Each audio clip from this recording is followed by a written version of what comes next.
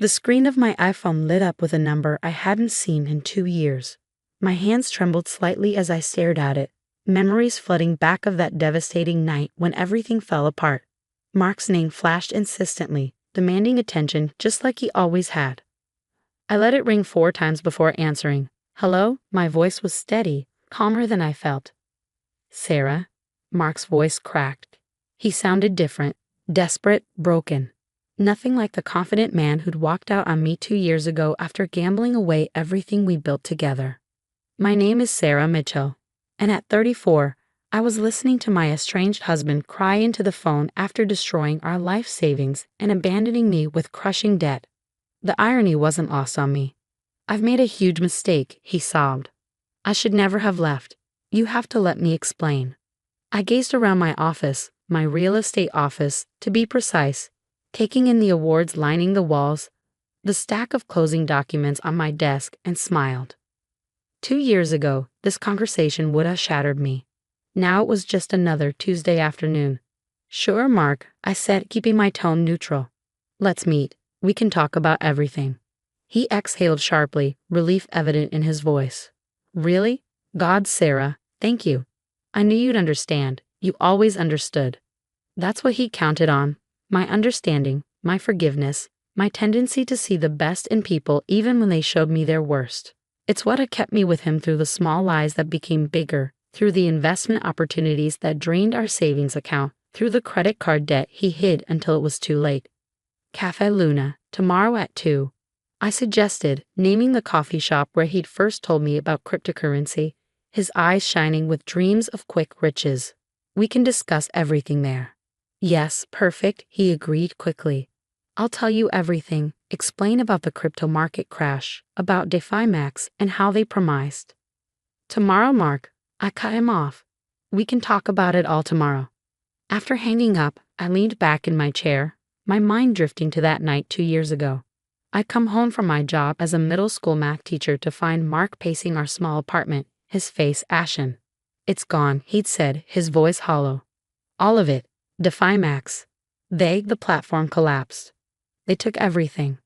I'd stared at him, uncomprehending at first. What do you mean, everything?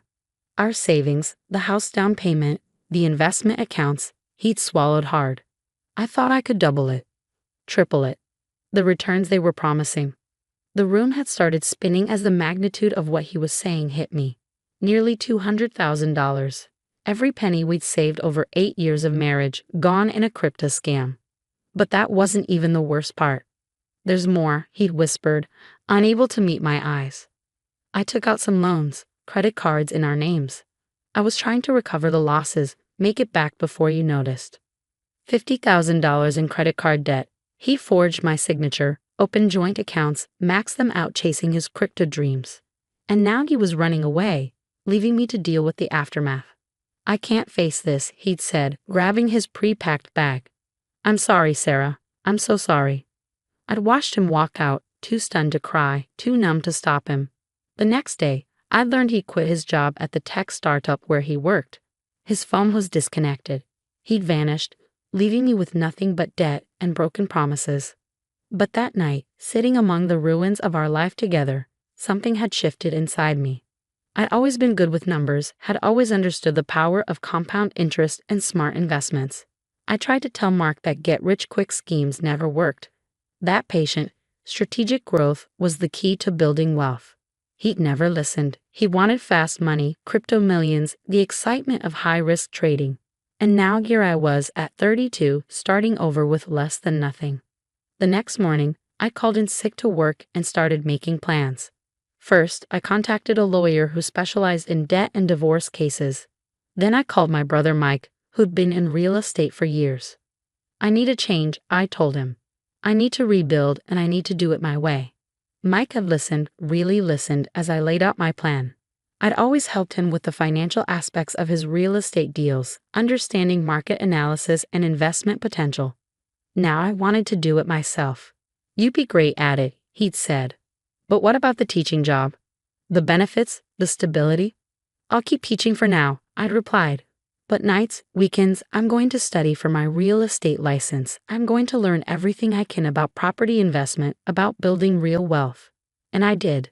For 6 months, I worked my teaching job, studied real estate in every spare moment, and systematically negotiated with creditors to manage the debt Mark had left me with. I lived on rice and beans, sold everything I could, and put every extra penny toward paying down those credit cards. I got my real estate license on a Wednesday. By Friday, I had my first listing through Mike's connections. A month later, I had 3 more. It turned out my teaching skills translated perfectly to real estate. I could break down complex market data for clients, help them understand their options, guide them through the biggest purchase of their lives. Within a year, I paid off half the credit card debt through commissions and careful budgeting. 6 months after that, I opened my own boutique real estate firm specializing in investment properties and first-time homebuyers. I understood their fears, their dreams of building something secure. I'd lived it. Now, sitting in my office 2 years after Mark walked out, I was debt-free and running a successful business. My firm had just closed its 100th deal, and I had a waiting list of clients drawn to my reputation for honest, strategic investment advice. My phone buzzed with a text from Mark. "Thank you for agreeing to meet. I have so much to tell you." I smiled, picking up the manila envelope on my desk, the one I'd been saving for just this moment. Inside were documents that would show Mark exactly what I'd built while he was chasing crypto fantasies. Tomorrow at Cafe Luna, he'd learn that sometimes the slow, steady path was the one that led to real success. And maybe, just maybe, he'd finally understand what he'd walked away from. I opened my laptop and pulled up the latest property listings. I had a client meeting in an hour, a young couple looking to buy their first home. They'd saved carefully, done their research, and were ready to build their future the right way. Cafe Luna hadn't changed much in 2 years. The same rustic wooden tables, the same artisanal coffee menu, the same large windows overlooking downtown. I arrived 15 minutes early, choosing a table in the corner where Mark and I had once planned our future overlaps and dreams. I set my leather portfolio on the table, along with the manila envelope. My real estate company's logo, Mitchell Properties, was embossed in gold on both. A small detail, but one I knew wouldn't escape Mark's notice. He walked in at exactly 2 p.m., and I barely recognized him. Gone was the designer suit, the expensive watch, the carefully styled hair. Instead, he wore wrinkled chakis and a faded polo shirt that had seen better days. His face was thinner, with dark circles under his eyes that spoke of sleepless nights. "Sarah," he breathed, stopping short when he saw me. "You look amazing." I did look good, I knew that. Success had given me a confidence that no designer clothes could match. My navy blazer and silk blouse weren't just expensive. They were earned. "Sit down, Mark," I said, gesturing to the chair across from me. "Would you like some coffee?" He slumped into the seat, running a hand through his unkempt hair. "I actually can't afford." "I'll get it," I cut in, signaling the barista. "Still take your Americano with an extra shot." He nodded, looking almost ashamed. Once our drinks arrived, we sat in silence for a moment, the weight of 2 years hanging between us. "Sarah," he started. "Let me go first," I interrupted, opening my portfolio. "Before you tell me whatever you came to say, I want to show you something." I pulled out a series of photographs, laying them on the table one by one. Beautiful homes, modern office buildings, luxury apartments, all properties I'd helped clients buy or sell over the past 2 years. "These are just a few of my recent deals," I said calmly. "Mitchell Properties specializes in investment real estate. We've closed over 100 transactions in the past year alone." Mark's eyes widened as he looked at the photos, then at me, then back at the photos. "Mitchell Properties? You started your own company?" I nodded, pulling out more documents. "After you left, I had 2 choices. I could let your mistakes destroy me, or I could rebuild. I chose to rebuild." His hands trembled slightly as he reached for his coffee. "The debt? I know I left you with $50,000 in credit card debt," I finished for him. "Yes, you did. Would you like to see how I handled that?" From the manila envelope, I extracted a stack of credit card statements, all stamped paid in full in red ink. I laid them out one by one, watching his face as realization dawned. "That's impossible," he whispered. "How did you?" "The same way anyone builds real wealth, Mark. hard work, smart investments, and patience. No crypto scams, no get-rich-quick schemes. Just strategy and dedication. I pulled out my company's latest financial statement. Mitchell Properties is now worth more than we ever had in savings.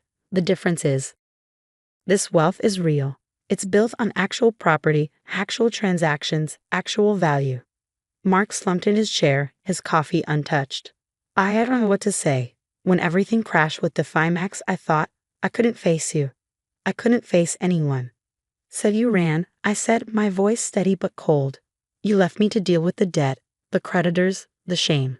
Do you know what that was like, Mark? Having to explain to everyone why my husband had disappeared. He flinched at my words. I was a coward, he admitted. I've spent the last 2 years trying to recover, trying to make it back, but everything I touched turned to dust. Every investment, every opportunity. Because you're still looking for the easy way, I said, pulling out one final document. You haven't learned anything. What's that? He asked, eyeing the paper warily. Divorce papers, I replied, sliding them across the table. Already filled out, just waiting for your signature. His face crumpled. Sarah, please, I came back because I still love you. We can start over, rebuild together. I've changed, I swear. I studied him for a moment, remembering all the times I believed his promises, all the times I'd given him another chance. But I wasn't that person anymore. You want to know the biggest lesson I learned after you left? I asked, leaning forward slightly. Real value isn't about quick returns or crypto millions. It's about building something sustainable, something that helps others while helping yourself. I tapped the stack of property photos. Every one of these transactions represents a family finding their dream home, an entrepreneur starting their business, an investor building their portfolio the right way. That's real wealth, Mark. That's real success. He stared at the divorce papers, his hands clenched in his lap. I have nothing, he said quietly. No job, no savings, nowhere to live.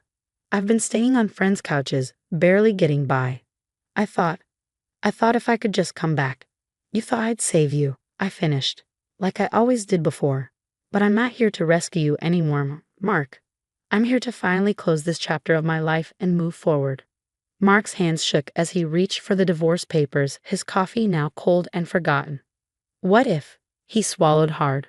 What if I told you I have a lead on recovering some of the DeFiMax money?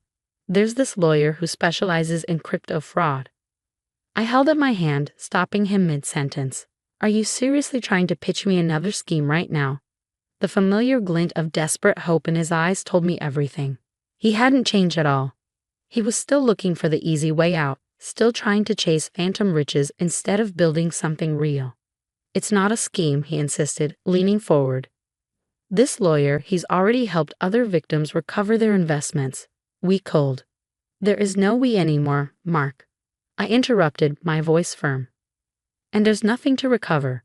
That money is gone. But that's not why you're really here, is it? He fell silent, unable to meet my eyes. I waited, letting the moment stretch until he finally spoke again. I saw the article about you in Business Weekly, he admitted quietly. Your company's expansion, the new development project downtown. When I realized how successful you become, you thought you could come back and benefit from everything I've built? I finished for him. The same way you once thought you could get rich quick with crypto. Tears welled in his eyes, but I felt nothing. No pity, no anger, just a calm certainty that I was finally closing the door on this chapter of my life. I was proud of you, he said, his voice breaking. Reading about everything you've accomplished. I realized what a fool I'd been, throwing away our marriage for. Stop, I said firmly. You weren't proud of me, Mark. You were envious. There's a difference. I pulled out one more document from my portfolio, a cashier's check. His eyes widened when he saw the amount, $50,000. This is the exact amount of debt you left me with, I explained, placing the check on top of the divorce papers. I'm offering you a chance to do one right thing. Sign the papers and the money is yours. What's the catch? He asked, suspicion creeping into his voice. The catch is that you disappear from my life completely. No contact, no attempts to reconnect, no trying to leverage our past relationship for your benefit. You take this money and you do what you should have done 2 years ago, start over. And if I don't sign? I smiled, gathering my photos and documents back into my portfolio. Then I proceed with a contested divorce and sue you for the fraud you committed by opening those credit cards in my name. My lawyers have built quite a case, including proof that you forged my signature. That's felony fraud, Mark. Want to guess how many years that carries? The color drained from his face. You wouldn't. The Sarah you knew 2 years ago wouldn't. I agreed. But I'm not her anymore. You taught me a valuable lesson when you walked out. Sometimes the kindest thing you can do for someone is let them face the consequences of their actions. His hands trembled as he reached for the pen I'd placed on the table. For a moment, I thought I saw a flash of the man I'd once loved. The one who'd made me laugh, who'd dreamed big dreams with me on Sunday mornings. But that man was gone, replaced by someone I barely recognized. As he signed the papers, I felt a weight lift from my shoulders. It was really over. The check won't bounce, he asked, and I almost laughed at the irony. Even now, he was worried about being scammed. Unlike crypto tokens, Mark, real estate generates real money. The check is good. He stood up, clutching the check like a lifeline. I really did love you, Sarah. No, I said softly, you loved the idea of me, the supportive wife who would always be there to clean up your messes. But that's not love, Mark. That's dependence. After he left, I sat there for a while, finishing my coffee and thinking about the journey that had brought me here. The night he'd walked out had felt like the end of my world, but it had actually been the beginning. My phone buzzed with a text from Jessica, my newest agent. Client meeting in 30 minutes. The Hendersons are ready to make an offer on the downtown property. I smiled, gathering my things. The Hendersons were a young couple, reminded me a bit of Mark and me when we first started out. But unlike us, they were doing things the right way. Careful planning, thorough research, no shortcuts. As I drove to my office, I thought about the check I'd just given Mark.